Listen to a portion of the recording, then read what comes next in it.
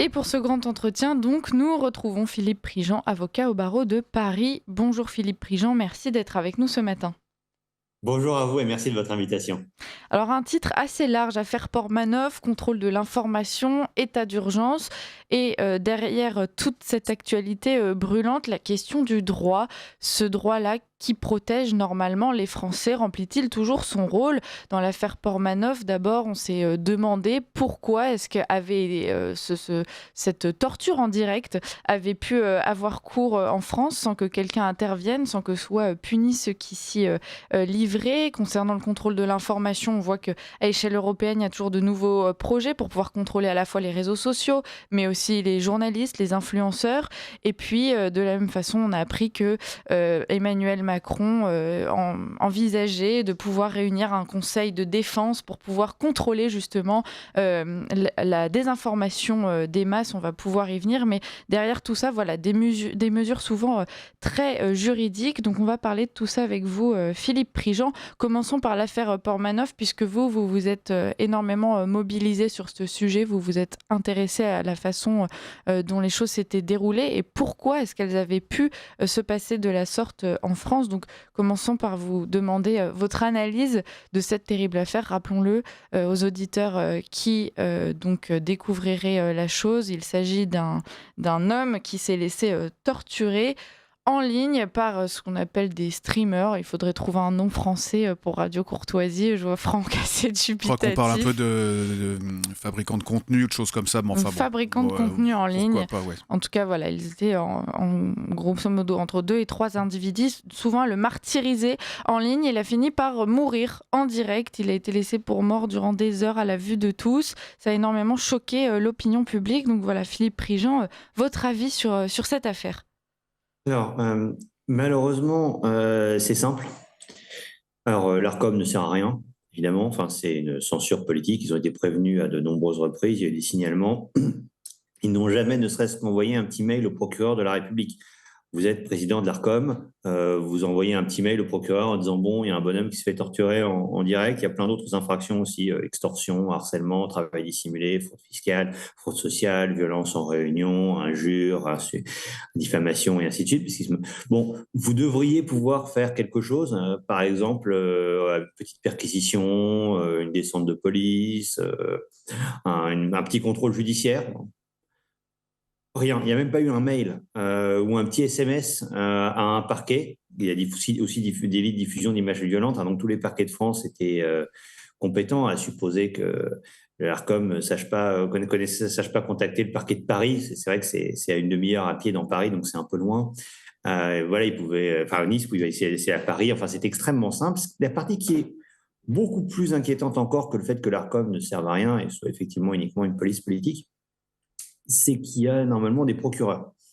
C'est-à-dire que le principe en France, et c'est la raison pour laquelle il y a des procureurs, et qu'en tant que victime ou en tant que tiers qui voit ce qui se produit et qui voit qu'une victime est en train d'être maltraitée ou l'a été, vous ne pouvez pas directement agir, c'est interdit, et c'est interdit parce que le procureur va le faire. Mm. Le procureur de la République, il est censé requérir pour la République, défendre les intérêts de la société, donc nos intérêts à tous. Et c'est d'ailleurs pour ça qu'il est payé bien avec notre argent, lui et tous ses subordonnés. Là, il y a eu de très nombreuses alertes données au procureur. Il y a eu plus de 80 signalements au ministère de l'Intérieur, toujours l'administration. Il y a eu un moment une brève audition, garde à vue de quelques heures, des intéressés, en janvier, début janvier, après de nombreux signalements, et ensuite rien, mais littéralement rien. Il ne s'est rien passé. Mm. Pourquoi? Parce que, alors, il y a deux hypothèses. La deuxième hypothèse, c'est que tous les parquets sont comme ça. La deuxième, c'est spécifiquement ce parquet, le parquet chargé de l'affaire, le parquet de Nice, est dirigé par d'énormes nuls qui laissent torturer les gens en étant payés avec notre argent. J'espère, et là je reconnais que c'est une hypothèse, que c'est juste un problème avec ce parquet-là, qui est particulièrement nul et qui met les gens en danger. Parce que je ne crois pas que tous les parquets soient dans ce délire de dire quelqu'un est torturé en direct, victime d'extorsion. C'est un bingo des infractions, hein. Si on rentre dans le détail juridique, évidemment, la qualification est criminelle, il fallait une cour d'assises. Et avant ça, un juge d'instruction pour enquêter sur l'affaire. Mais il n'y a même pas de débat sérieux. C'est-à-dire qu'à un moment, dire oui, il a consenti, et il a consenti à la répartition de l'argent où il en prenait quasiment rien. Ça me rappelle une histoire qui m'avait été racontée par un magistrat à la Cour de cassation quand j'y étais en stage. Donc, c'était à longtemps, un excellent président de chambre. Il m'avait dit, quand j'étais plus jeune, il avait été dans une affaire où quelqu'un avait dit, mais attendez, on n'a pas commis, j'ai pas commis d'infraction parce que cette jeune femme qui a été violée, elle a consenti. Il dit, ah oui, mais vous l'avez menacée avec un couteau, en fait. Donc, et il m'avait raconté, il m'avait dit, on lui avait doublé la peine pour lui apprendre à se foutre de nous et avoir osé se plaider ce genre de saloperie devant un jury. Tous les jurés étaient d'accord. Et là, évidemment, le monsieur a agi et ça se voit, il y a des menaces. Donc, à partir du moment où il y a menace, il n'y a plus consentement. C'est comme l'histoire que je vous racontais du viol. Bah oui, mais elle a accepté de faire ceci ou cela. Bah oui, mais vous la menacez avec un couteau. Donc, en fait, ça marche pas. C'est pas un consentement sous la menace, c'est pas un consentement. Mais par ailleurs, il y a la question de la condition physique donc, de ce monsieur qui fait encore débat. Mais a priori, il était assez diminué physiquement et même psychologiquement.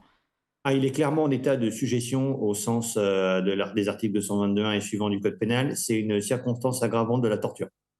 C'est-à-dire que les éléments que le parquet a retenus, évidemment, consentement sous la contrainte, ça caractérise l'extorsion, puis le consentement n'a pas de valeur, et le fait qu'il soit en état manifeste de dire oui alors qu'il est très diminué, ça ne veut pas dire que les mises en cause sont innocents, ça veut dire qu'ils sont encore plus coupables et que c'est encore plus grave. C'est un cas pratique, cette histoire. Vraiment, normalement, on ne devrait pas pouvoir commencer à travailler en cabinet d'avocat et encore moins devenir procureur en étant aussi nul en droit. C'est un problème d'ailleurs de la fonction publique par moment, c'est qu'il y a des gens qui sont d'énormes nuls, payés avec notre argent, et on continue à les payer même quand ils sont mauvais. Et à force de jamais virer les gens, on se retrouve avec des imbéciles dans des postes importants. Il y a parfois l'idée de se dire, bon, on va continuer à payer quelqu'un, même s'il est nul, et c'est là que les préfets sont peut-être un peu mieux, c'est-à-dire que quand vous êtes préfet, vous êtes perçu comme nul, vous continuez d'être payé, mais au moins, je ne dis pas que c'est rassurant pour nos auditeurs, mais au moins vous êtes payé à ne rien faire et pas à causer des dégâts. Le problème, c'est que là, notamment dans la magistrature, on a des gens qui sont nuls, ça c'est vrai, sauf qu'ils continuent à avoir des postes importants, procureur c'est un poste important, et là, des gens meurent à cause de leur incompétence. Je dis incompétence, hein, j'ose espérer que le procureur ne trouve pas ça normal dans son état d'esprit, qu'il n'est pas sociopathe. Je pense que c'est juste qu'il est complètement nul en droit. Mais visiblement, il y a un énorme problème, au moins avec ce parquet-là, peut-être avec d'autres parquets, des gens qui sont gravement incompétents. Le droit est tout à fait adéquat pour agir, hein, avec les infractions qu'on voit dans l'histoire de Jean-Paul Manœuvre. Manifestement, il y a de quoi mettre réclusion criminelle à perpétuité et il y avait de quoi mettre un contrôle judiciaire immédiat. Droit est très bien, le code pénal, le code de procédure pénale, tout ça fonctionne parfaitement. La difficulté, c'est que vous pouvez avoir les meilleures lois du monde, si elles sont appliquées par des gens qui sont nuls, ça ne fonctionnera pas. Vous mettez-moi dans une Formule 1, ça ira moins vite qu'avec un professionnel. C'est juste une question de niveau. Et là, le problème est qu'on a des gens massivement incompétents qui, effectivement, voient commettre infraction sur infraction et qui ne font rien. Ça explique d'ailleurs une histoire que j'avais entendue raconter entre avocats, je n'ai pas d'éléments là-dessus, mais on m'avait dit, et je crois que c'était il y a quelques mois, 8-9 mois, que à Nice, le parquet était assez cool en matière de viol, parce qu'ils avaient une notion hyper large du consentement de la victime. Et effectivement, quand on voit que dans l'affaire Portmanov, il y a quelqu'un qui régulièrement dans des lives dit non, non, non, arrête, non, non, non. Et que pour ça, on vous dit, bah oui, ça c'est du consentement. Bah, on comprend mieux l'histoire parce qu'on se dit effectivement, si quand une nana hurle non, non, non, pitié, stop, ça veut dire oui aux yeux du procureur, il risque pas d'y avoir beaucoup de poursuites. C'est un problème vraiment de compétence des bons hommes qui sont en place. Et malheureusement, il n'y a pas que ça, mais une partie du problème dans le fait que la justice soit mal rendue en France, c'est aussi qu'il y a de mauvaises instructions données mais, de la part du ministre de la Justice, mais c'est aussi qu'il y a un certain nombre de gens qui sont dans le parquet, qui sont vraiment trop mauvais Et si on veut absolument les garder en se disant il faut payer des gens 10 000 euros par mois brut, parce que voilà, ils ont passé un concours quand ils avaient 25 ans, qu'au moins on fasse un peu comme dans la préfectorale, c'est-à-dire qu'on leur dise tu continues à être payé, mais littéralement ne viens pas au bureau, ça nous arrangera tous. Ouais. Oui, donc si on comprend bien, le droit, en tout cas dans cette affaire, aurait pu protéger Jean Portmanoff. En revanche, les juges, eux, ne l'ont pas fait. Hier, on Alors recevait... j'insiste, Oui, je me permets allez-y. de corriger, les juges ne sont pas en cause. Oui, Le problème, c'est le procureur. Aucun juge n'a jamais été, ne serait-ce que sollicité. C'est-à-dire que déjà, il aurait fallu avoir un juge. Il aurait fallu avoir un juge d'instruction. C'est un juge un peu particulier, mais c'est un juge d'instruction. Il aurait fallu avoir un juge de liberté de la détention qui aurait été consulté pour un contrôle judiciaire. Contrôle judiciaire très simple, hein, le procureur vient et dit, bon, on les a mis 48 heures en garde à vue, vous êtes déféré quelques heures plus tard au juge de liberté de la détention, et le procureur dit, je requiers que jusqu'à nouvel ordre, les actes de torture soient interdits. Et le genre de réquisitoire assez sensé.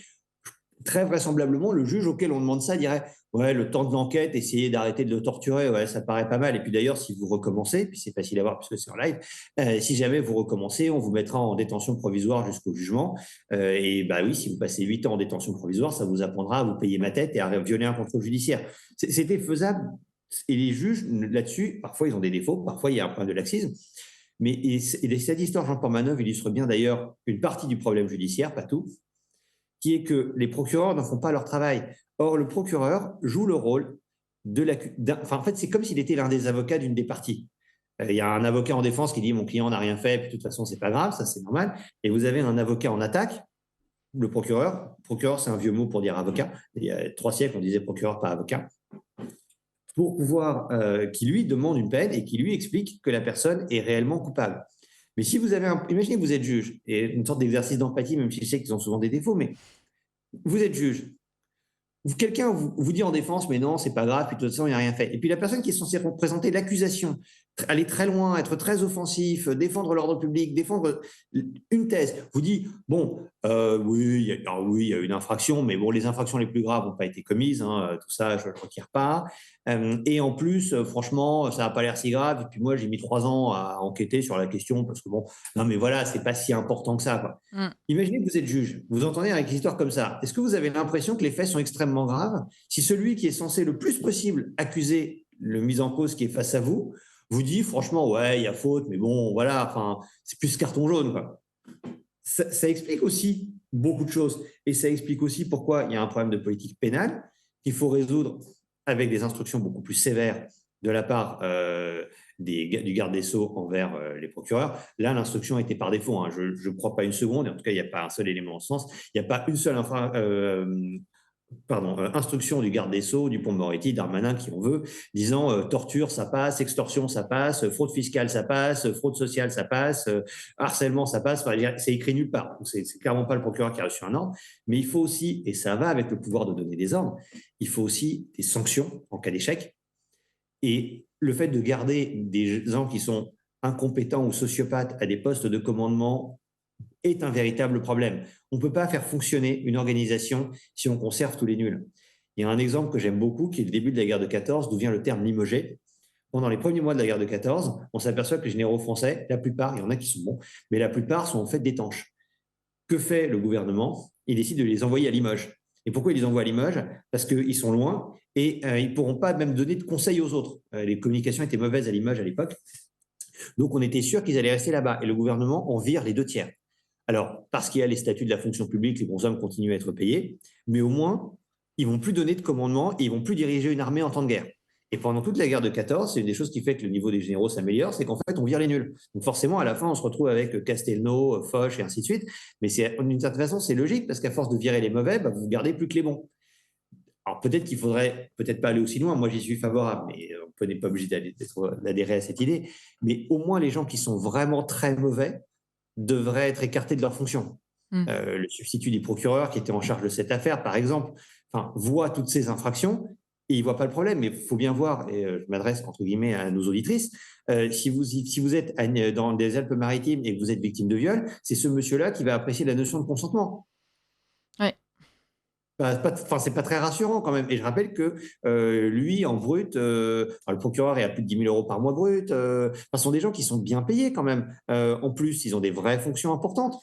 Et on s'aperçoit que même lorsqu'il y a des cas évidents, à la limite, vous ne voyez pas une ou deux des infractions. Enfin, il y a une dizaine d'infractions évidentes là-dedans. L'extorsion, ils étaient à plusieurs. Évidemment, il y avait une répartition de l'argent qui était extrêmement défavorable. Les autres gagnaient plus de 100 000 euros par mois collectivement, et lui gagnait 6 000. Donc clairement, dans la répartition de la valeur ajoutée, c'est pas lui qui est le avantagé. Donc ça veut dire que les autres, ça utilise, au moins on peut soupçonner le menace de violence pour s'assurer que eux prennent l'essentiel de l'argent et puis lui a droit à une petite partie. Parce que quand vous dans une association, vous avez droit à 5% du profit général, c'est clairement vous n'êtes pas vraiment associé, vous êtes plus un larbin. C'est ça la réalité. Et puis même, ce n'était pas lui qui avait accès directement à l'argent. Donc il y a extorsion. Extorsion, bande organisée avec menace de violence et sous l'usage d'armes improvisées, c'est criminel. Ça veut dire que le bonhomme qui s'occupe des braquages ne sait pas ce qu'est une extorsion. Ouais. Philippe Prigent reste avec vous encore quelques minutes. Je rappelle que vous êtes avocat au barreau de Paris. Pour les auditeurs qui nous rejoignent, on parle du droit et de la façon dont il protège les Français. On comprend à travers les propos de Philippe Prigent que le problème vient des hommes plus que des textes. Et donc, je vous annonce quand même la suite du programme. On retrouvera Alexandre Avril à 8h15 tout à l'heure pour parler de décentralisation, le pays réel contre Paris. Donc, soyez au rendez-vous. Et pour le moment, on continue avec vous, Philippe Prigent. Alors, on change complètement de cap, mais on reste dans ce domaine donc, du droit qui pourrait inquiéter les Français, avec donc cette nouvelle loi qui est entrée en vigueur à compter du 8 août, nouvelle réglementation européenne.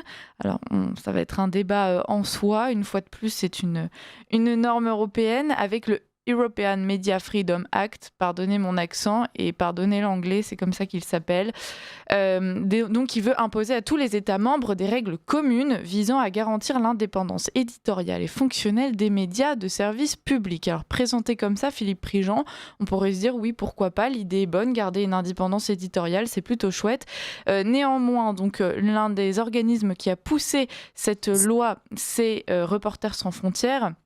Et donc, comme écart présenté pour pouvoir soutenir cette loi, on parle de l'Italie avec Giorgia Meloni, on parle de la Hongrie, on explique que Viktor Orban contrôle l'information et que donc il faudrait mettre en place un contrôle systématique de la façon dont sont financés les médias. Et l'on s'interroge, est-ce que cette loi va vraiment s'interroger sur le financement de tous les médias ou bien est-ce une énième façon de pouvoir contrôler l'information qui ne plaît pas à nos élites, qui ne plaît pas à l'Union européenne. Voilà. Est-ce qu'on a raison de s'inquiéter, Philippe Prigent ? Alors oui, et je vais commencer par on va dire pas une correction, mais c'est pas tellement une volonté de faire taire.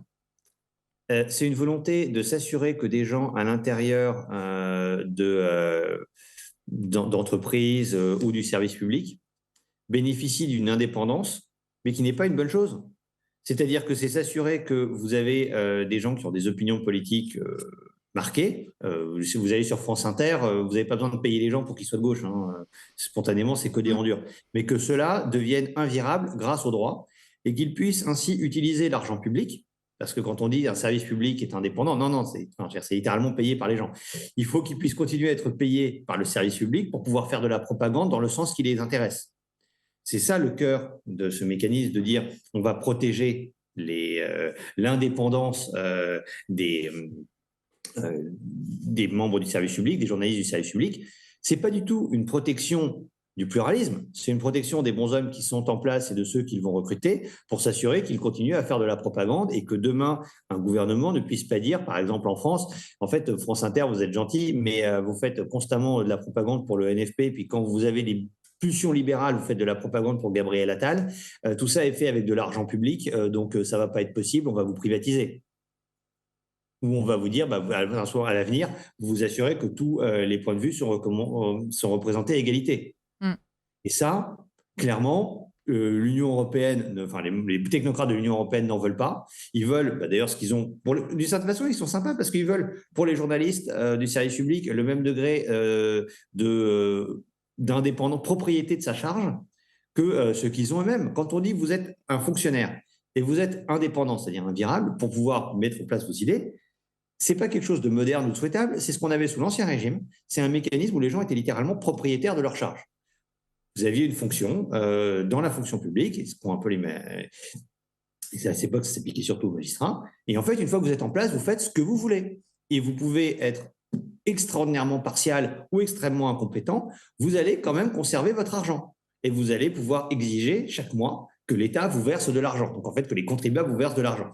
L'État d'Ancien Régime était caractérisé par ça et était pris par toutes ces verrues, ces sangsues qui l'ont mené jusqu'à sa ruine. Ici, pour les journalistes de service public, leur idée, c'est on va pouvoir continuer à faire de la propagande en étant payé par l'argent public et personne ne va jamais rien pouvoir nous dire.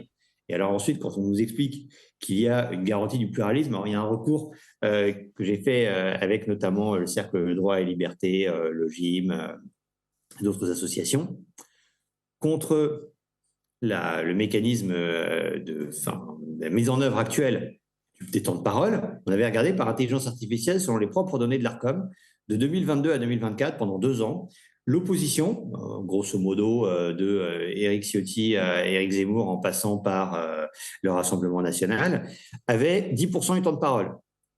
On a fait un recours en disant, mais attendez, 10% du temps de parole, on a gagné sur autre chose, c'était l'essentiel, mais 10% du temps de parole pour des gens pour l'opposition, c'est un peu particulier quand même. J'ai imaginé un procès où vous dites, alors c'est simple, le procureur va avoir 90% du temps de parole et puis l'avocat de la défense 10%, ou d'ailleurs l'inverse. Vous dites, OK, c'est un procès truqué en fait, voilà, je vous moquez de nous. Que dit le Conseil d'État du point de vue du pluralisme? Il dit, ouais, 90-10, ça va, il n'y a pas de déséquilibre significatif. 90-10, c'est équilibré. Donc, cette règle, ce que vous aviez très bien synthétisé en disant que ce n'est pas forcément seulement les lois qui posent un problème, c'est aussi les hommes, c'est qu'une règle qui est censée garantir l'indépendance des médias, ou le pluralisme, ça va donner comme ce que fait l'Arcom sur CNews, par exemple, qui est que quand c'est criant, par exemple 90-10 de temps de parole, sur quasiment tous les médias, vous dites c'est un gag, on est dans un mécanisme de propagande, enfin, je veux dire, on est de la Biélorussie sans les blinis. Ça passe, et d'ailleurs, ça passerait.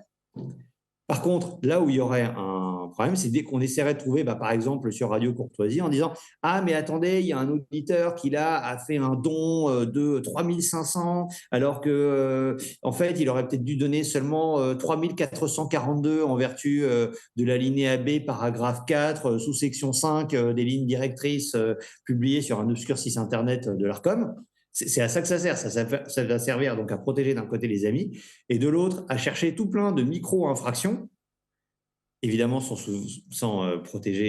poursuivre les graves. Ce que fait le parquet de Nice, vous avez une nana en jet ski qui est montée en bikini. C'est très grave, il y a une infraction parce qu'on n'a pas le droit d'être en bikini sur un jet ski. Par contre, il y a qui est torturé à mort avec extorsion en bande organisée. Bon, ça passe, c'est pas grave. C'est ce que serait ce European Media Freedom Act, donner des pouvoirs à des gens comme l'Arcom de harceler via des micro-infractions administratives des adversaires, et c'est terrible, mais c'est encore plus important, s'assurer que la propagande d'État financée par l'argent public, donc c'est-à-dire par l'argent du contribuable, continue à bien fonctionner. Parce qu'effectivement, si on supprime la propagande, il y a de fortes chances que le consentement disparaisse.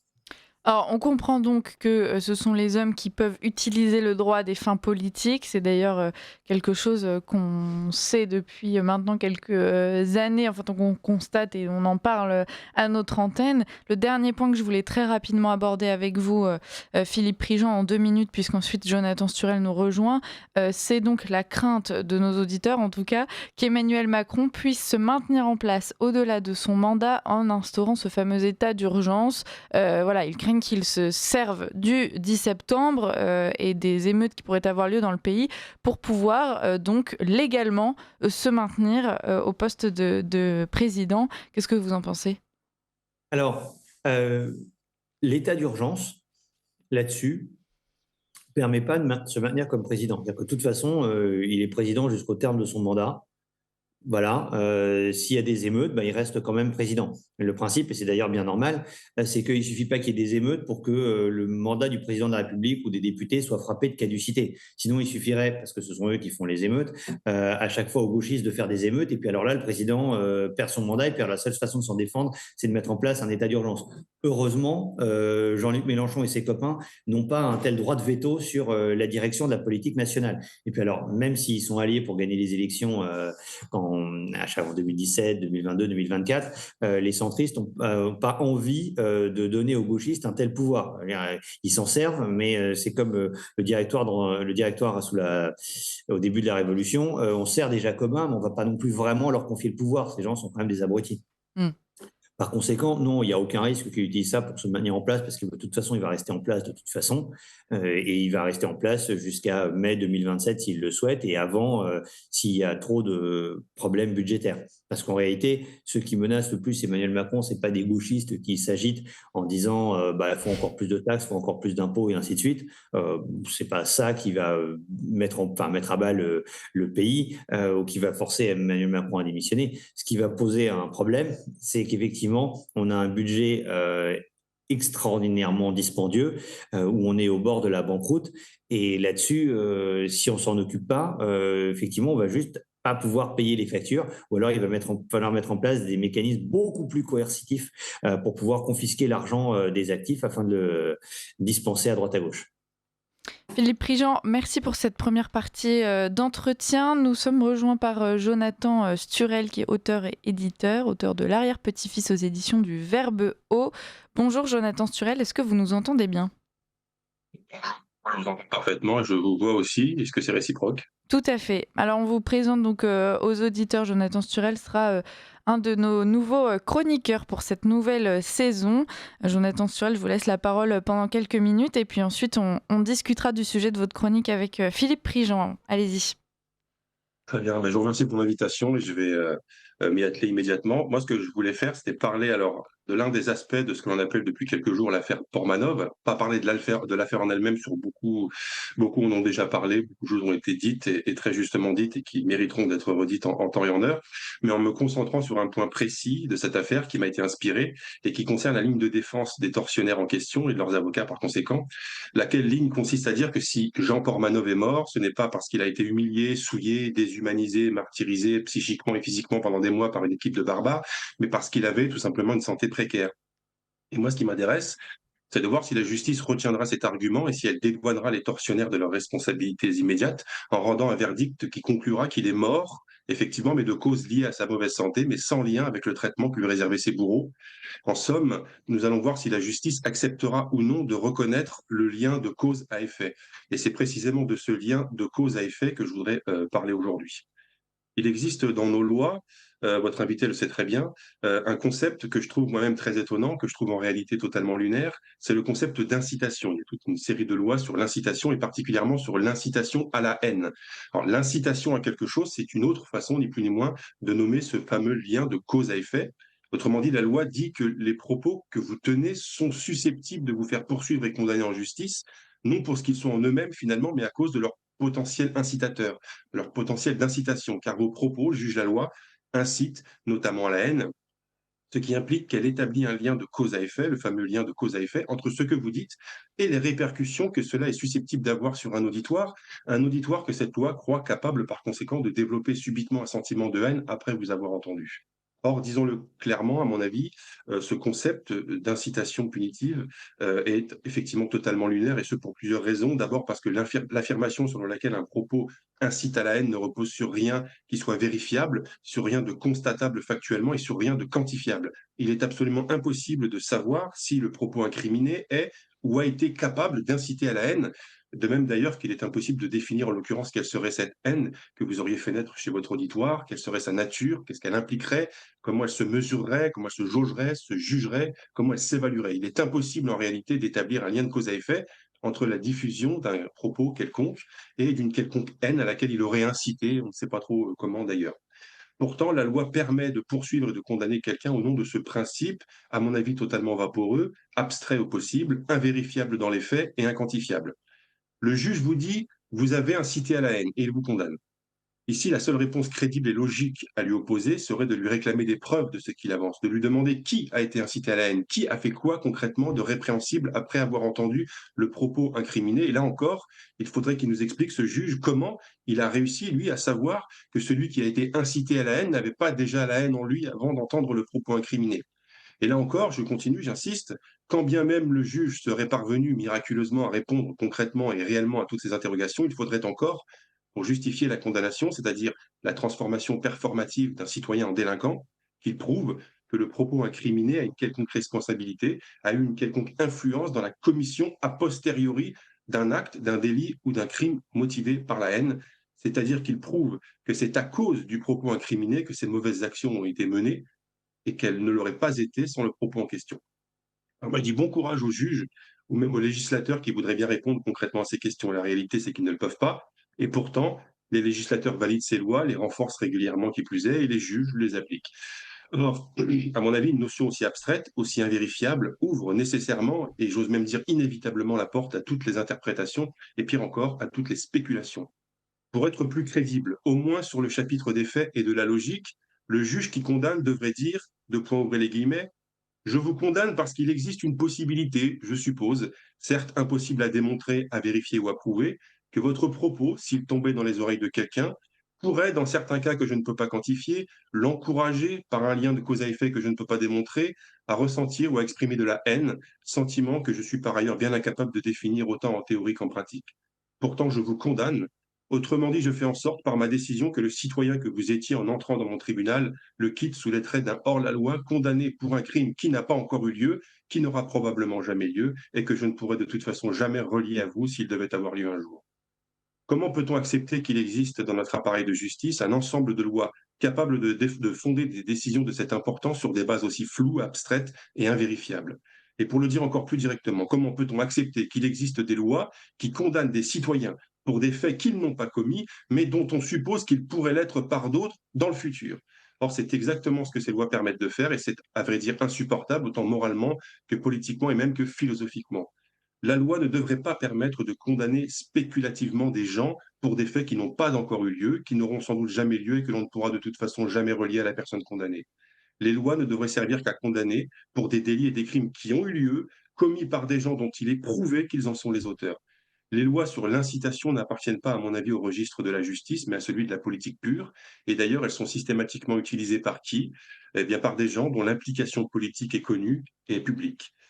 Ces lois permettent en réalité de disqualifier des discours politiques, des personnalités politiques ou des citoyens engagés, en leur faisant porter des responsabilités spéculatives, et j'insiste vraiment sur le mot spéculative, en leur faisant porter des responsabilités spéculatives, non pour servir la justice comme un idéal, mais en se servant d'elle comme d'une arme finalement à des fins politiciennes et idéologiques. Pour conclure, je dirais que si un jour, je l'appelle de mes voeux, les gens censés reprennent le destin de ce pays en main, l'une des urgences à laquelle il faudra répondre immédiatement concernera, à mon avis, l'abolition pure et simple de ces leviers de répression qui salissent la notion même de justice et déshonorent le pays développé que nous prétendons être. Je vous remercie. Merci Jonathan Sturel.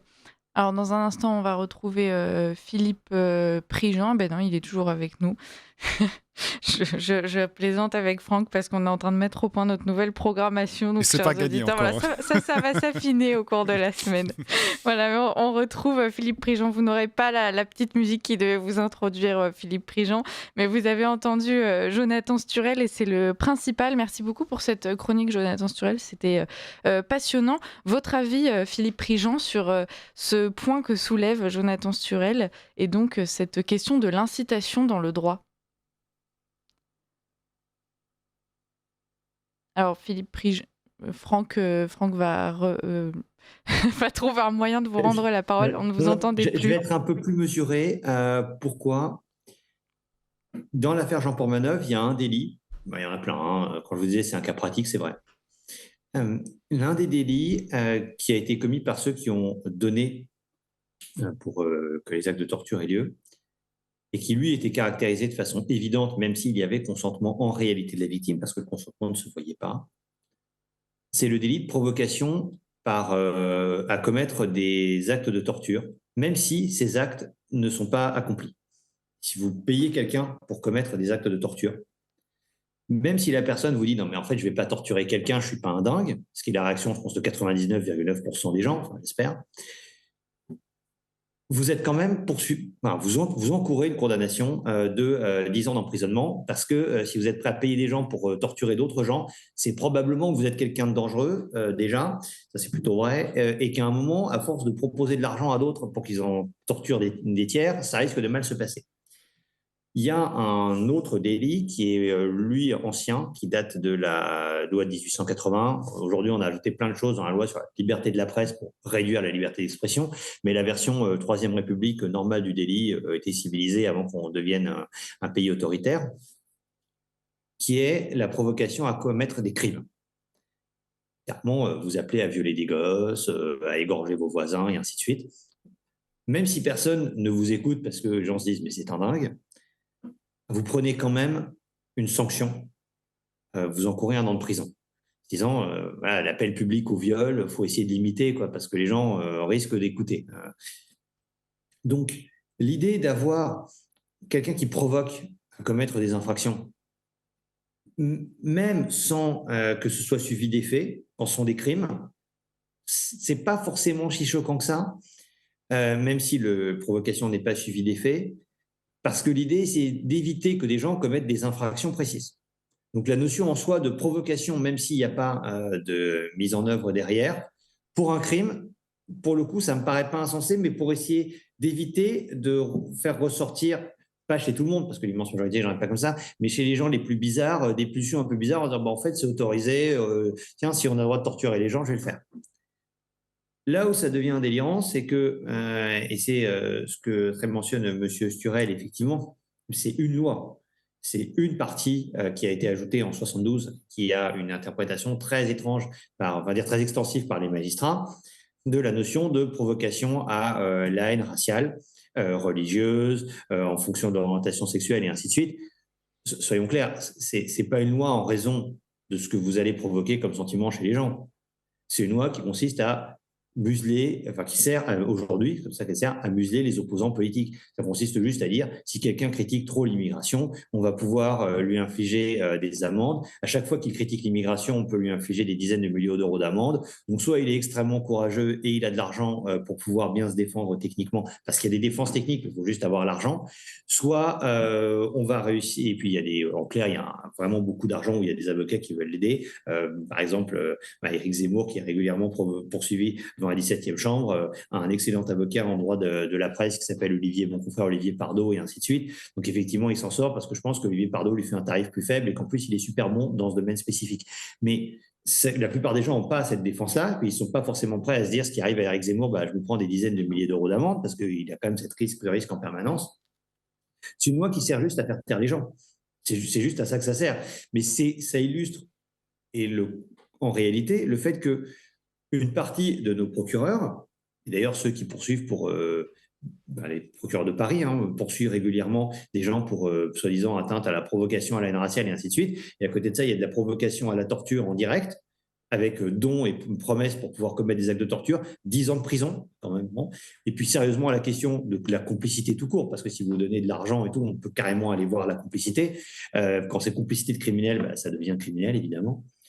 Et où on applique la règle, en fait, les mauvaises lois chassent les bonnes. C'est-à-dire que les lois qui sont d'une importance extrêmement limitée, pour savoir si vous n'allez pas à un moment provoquer, inciter à des sentiments de ceci, cela, sont appliquées de préférence aux lois vraiment importantes qui sont de nature criminelle. Vous avez dans la loi de 1881, effectivement, une sanction pour provocation à la haine raciale. Bon, de l'aveu même des concepteurs de cette loi et de ses promoteurs aujourd'hui, les peines sont beaucoup plus faibles que des peines pour des cas de torture. C'est normal d'ailleurs. Vous n'avez jamais eu quelqu'un dont on a dit écoutez, vous êtes complice par instigation de torture, ça peut être 30 ans de réclusion criminelle. Vous avez provoqué la haine raciale, vous n'avez jamais vu un procureur même requérir de la prison ferme. Prenez par exemple Henri de Lesquen qui passait régulièrement à la 17e chambre. Jamais le procureur n'a dit qu'il faudrait le mettre en prison. Parce que le procureur, et là-dessus il a raison, est bien conscient que c'est une infraction qui est extrêmement, supposé que devait être une infraction, mais que de toute façon, selon les promoteurs de cette loi, c'est pas grave par rapport à la provocation, à la commission de la torture, à l'extorsion, au harcèlement, aux violences aggravées. Donc, le problème, à mon humble avis, est que on applique effectivement cette loi sur la provocation à la haine raciale, en réalité pour faire taire les opposants politiques, mais que le procureur se comporte d'ailleurs comme ce que fait l'Arcom, c'est-à-dire que c'est une police politique pour faire taire les opposants, mais que les infractions, c'est pas grave. Et effectivement, quand on voit le nombre de poursuites, et il doit y en avoir à Nice, pour soi-disant provocation à la haine raciale, vous apercevez que si vous dites qu'il y a un peu trop d'immigrés, là, le procureur va hurler en disant c'est très grave. Puis par contre, vous commettez extorsion en bande organisée, fraude fiscale, fraude sociale, harcèlement, torture aggravée en réunion. Bon, bah écoutez, ça passe, on va se taire. C'est simplement que notre parquet, dans une assez bonne mesure, comme l'ARCOM, alors l'ARCOM complètement, c'est entièrement une police politique, le parquet, dans une assez bonne mesure, une police politique dont le premier rôle est de faire taire les opposants. Mais c'est-à-dire ce qui était sa fonction de base, hein, procureur révolutionnaire, le procureur d'Ancien Régime, sa première fonction, c'est de faire taire les opposants au pouvoir, et puis éventuellement, on essaiera de faire respecter l'ordre public derrière. Juste qu'on est revenu à la fonction primitive, qui n'est pas forcément la meilleure du procureur, qui est qu'en réalité, quand on dit il est le procureur de la République, c'est-à-dire qu'il est l'avocat du mec qui est au gouvernement. Le bonhomme qui est au gouvernement a envie qu'on fasse taire ses opposants, il n'a pas spécialement envie qu'on respecte l'ordre public ou qu'on protège les citoyens, hein. C'est un effet induit, ça. Mmh. Jonathan Sturel, que pensez-vous de la Oui, réponse de Philippe Prigent et des nuances qu'il eh essaie ben, d'apporter?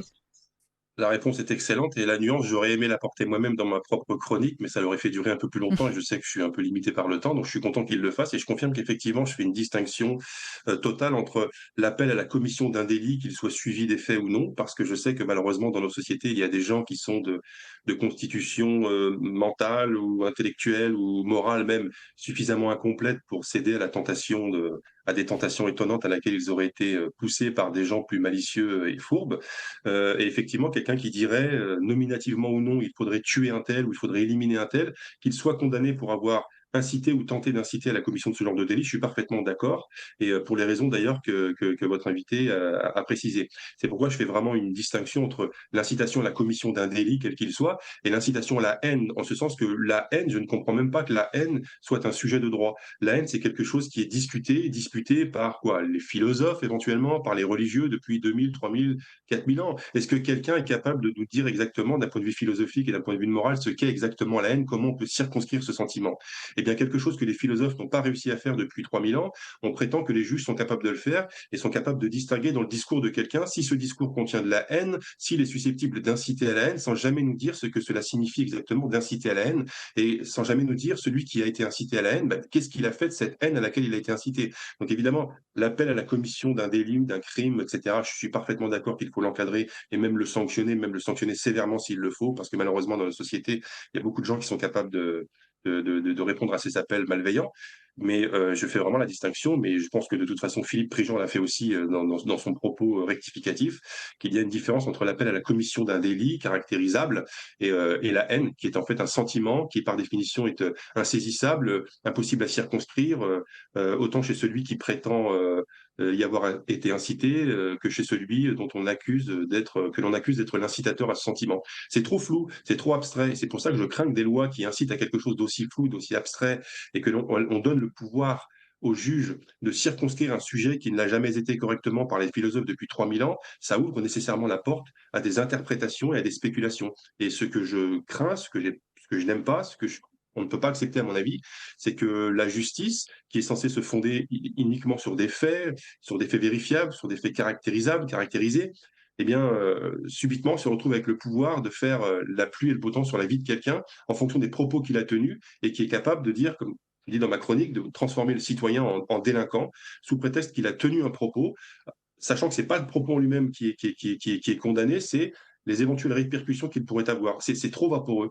C'est pas concret, c'est pas solide, ça ouvre trop d'interprétations et ce n'est vraiment pas, à mon avis, en plus d'être une arme idéologique dans les mains des adversaires politiques qui s'en servent donc pour réduire au silence des adversaires, c'est quelque chose de trop vaporeux. Même en dehors de cette dimension politique qui vient inévitablement s'immiscer dans le sujet à cause de ce caractère trop flou que je viens d'évoquer, il y a le fait que d'un point de vue du droit, d'un point de vue de la justice, d'un point de vue de la rectitude, à mon avis, de ce que devrait être l'activité de la justice, c'est insupportable, à mon avis, que l'on puisse condamner quelqu'un pour des faits qu'il n'a pas commis lui-même, mais dont on suppose qu'il pourrait l'être par la suite. Des faits, je parle des faits que l'on ne peut pas définir.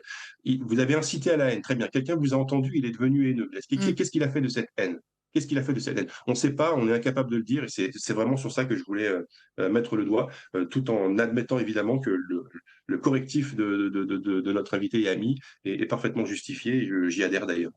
Effectivement, si on veut aller jusqu'au bout de la logique de la justice, si jamais il faut condamner quelqu'un pour incitation à la haine, ça veut dire que la haine a quelque chose elle-même de répréhensible. Et dans ces cas-là, chaque citoyen qui éprouverait de la haine, alors ensuite on peut essayer de la caractériser envers telle partie de la population, avec telle orientation sexuelle, telle religion, telles origines. Mais la personne qui éprouverait seulement la haine elle-même se retrouverait dans la situation d'être un criminel ou au moins un délinquant. Philippe Prigent, c'est un peu ce que devrait sous-entendre la loi, si on allait jusqu'au bout de cette logique. Alors oui, sauf que, et c'est là que ça poserait un problème, c'est de caractériser un acte. Parce qu'effectivement, juste la haine, enfin, c'est pas Mm. possible. En soi, c'est pas possible à caractériser. D'ailleurs, vous pouvez être dissimulateur, vous pouvez haïr quelqu'un et puis rester très poli. Moi, enfin, je fais mon activité, c'est des contentieux entre entreprises ou entre actionnaires. Il y a des gens qui me disent, je déteste ce type depuis 20 ans. Effectivement, ça s'est jamais vu, donc on pourrait pas. Effectivement, ça aboutit à quelque chose de ridicule, hein, mais on peut pas voir si les gens haïssent quelqu'un, et puis alors pour savoir s'ils le haïssent ou non. Je vais donner un exemple caricatural, mais des gens qui disent en matière de mariage, mais en fait, ça fait 10 ans que je déteste ce type et que j'envisage de le quitter. Mm. Ah bon? Et le bonhomme est le premier surpris. Vous voyez ce que je veux dire? On connaît tous des histoires où des gens sont surpris des sentiments que leur conjoint ont envers eux. Et alors, vous imaginez bien que si vous n'avez aucune idée de ce que votre conjoint pense de vous, le bonhomme que vous venez de croiser dans la rue ou qui vient de vous être déféré, vous allez encore moins savoir. C'est-à-dire que c'est pas possible à appréhender. Et en plus, ça n'aurait, enfin, comme le but de ce délit, en réalité, de faire taire les opposants politiques, ça n'a aucun intérêt de menacer des simples citoyens, parce que pour le coup, c'est pas eux qui sont ciblés. Je veux dire, c'est comme en URSS, on ciblait des opposants politiques, mais juste le type qui pensait que le communisme ne marchait pas, du moment qu'il la fermait, il n'y avait pas de raison de le poursuivre. Mais il y a quand même l'intention, enfin ça dévoile presque l'intention, malgré tout, de la part du gouvernement, en tout cas de notre système, de vouloir avoir la main sur la pensée, les émotions des gens. Et ça reste assez inquiétant. Alors, c'est avoir la main sur la pensée et les émotions des gens. C'est pas le véritable objectif, hein. Le véritable objectif, c'est d'éviter que les opposants politiques puissent convaincre les gens. Alors oui, c'est indirectement, effectivement, d'avoir la main sur la pensée et les émotions des gens, mais c'est pour éviter que les gens qui s'opposent à l'immigration aient trop de Mm. succès électoral parce qu'ils pourraient parler trop librement. C'est la même méthode que ce qu'on voit parfois dans des tribunaux où, alors c'est interdit normalement, hein, mais ça, il y a parfois ce genre d'accident où un avocat est un peu trop convaincant et le juge lui dit non, non, mais vous n'avez pas le droit de parler de ça, taisez-vous. On a ce fameux exemple pendant l'affaire Dreyfus où les avocats mentionnaient, notamment lors du procès de Zola, plein d'éléments et le président disait tout le temps la question ne sera pas posée, la question ne sera pas posée, puis taisez-vous en fait. Et il disait aux avocats de se taire. Il avait d'ailleurs essayé de les faire sanctionner par leur ordre pour les forcer à se taire. Ben là, c'est la même chose. L'opinion publique, ça fonctionne comme un procès. L'idée, c'est de convaincre les gens. Et là, vous avez effectivement des procureurs et un peu les magistrats, mais c'est quand même surtout les procureurs parce que ce sont les procureurs qui requièrent, qui décident de faire taire les gens. Et d'ailleurs, on le voit à quel point c'est pas vraiment sérieux. En fait, c'est un mécanisme d'intimidation dans les peines qui sont infligées. Parce que quelle est la peine pour incitation à la haine raciale et ainsi de suite? Effectivement, compte tenu de ce que la chambre criminelle a défini comme délit, c'est la chambre criminelle de la Cour de cassation qui a décidé ça, hein. C'est pas le juge à la 17e chambre. Il y a un énorme problème avec la chambre criminelle de la Cour de cassation sur ce délit-là spécifique. C'est qu'ils ont décidé que le délit était assez facilement caractérisé. Donc, à partir du moment où il est assez facilement caractérisé, le juge qui est confronté à ce qui est la définition jurisprudentielle du délit est bien obligé de l'appliquer. Mais même les peines qui sont infligées montrent qu'on est dans une logique ridicule. C'est-à-dire à quel moment on réunit des gens pendant tout un après-midi, après avoir eu des échanges de conclusions pendant plusieurs jours, pour infliger une amende de 5 000 euros. Alors, plus un peu d'argent qui est donné aux associations qui vivent d'argent public, l'ICRA et ainsi de suite, et tous les gens qui sont extrêmement choqués qu'il y ait des provocations à la haine, mais bon, ils ne vont pas non plus faire des signalements pour Jean Portmanov, parce qu'un type qui est torturé à mort, ce n'est pas un problème. Mais on voit bien que c'est un délit de « faut pas parler comme ça », mais même les peines montrent que c'est ridicule. Les peines à 5 000 euros, enfin, on ne réunit pas un tribunal pour une peine à 5 000 euros. Et c'est d'ailleurs révélateur du caractère ridicule de notre justice de ce point de vue-là. qui est là essentiellement la faute des procureurs, parce que si tu poursuis, ils pourraient dire, écoutez, moi, le parti civil poursuit, mais moi, je ne crois pas à toutes ces sottises, puis mettez 1 € d'amende et on passe à autre chose. C'est que, en réalité, on s'occupe la provocation à la haine, mais de micro-problèmes. Enfin, essayons de prendre un peu de hauteur, si vous êtes d'accord, et nous dire, attendez, on est dans un pays où il y a visiblement des centaines de milliers de viols chaque année, minimum. On a des actes de torture en direct, ça passe. Le prix de la cocaïne a été divisé par 5 au cours des 20 dernières années, ce qui veut dire qu'il y en a beaucoup, beaucoup, beaucoup plus qu'avant. Je donne que quelques exemples. Les violences, quand vous sortez dans la rue, j'en parle même pas. Et là, on va s'interroger sur l'incitation à la haine. C'est vraiment la caricature de Byzance est en train de s'effondrer, et puis on va se poser des questions sur le sexe des anges. Attendez, vous êtes gentil, mais on est en train de se faire envahir par les Turcs qui risquent d'abattre les murailles, là. Donc, on a un délit qui est particulièrement ridicule et qui, alors, en dehors du fait de tout ce qui a été dit, qui justifie de le supprimer, il faudrait le supprimer rien que pour éviter de s'intéresser aux faux problèmes. C'est-à-dire qu'on pourra s'intéresser à est-ce que des gens ne créent pas la haine ou ne suscitent pas une forme de sentiment d'hostilité ou un désir potentiel implicite de discrimination le jour où il n'y aura plus de torture en direct. On va essayer de s'intéresser aux plus gros problèmes. Vous arrivez dans un hôpital, vous expliquez que vous avez un cancer et que vous avez des points noirs. On essaie de s'occuper du cancer d'abord, on verra pour le traitement de peau ensuite. Oui, effectivement. Merci Philippe Prigent de finir sur cette métaphore particulièrement explicite. Merci à vous aussi Jonathan Sturel d'avoir rejoint l'équipe de la matinale. On vous retrouvera mercredi prochain pour un nouveau sujet, une nouvelle chronique. Et Philippe Prigent, on vous retrouve très prochainement puisque vous êtes un invité régulier. Merci à tous les deux et bonne journée.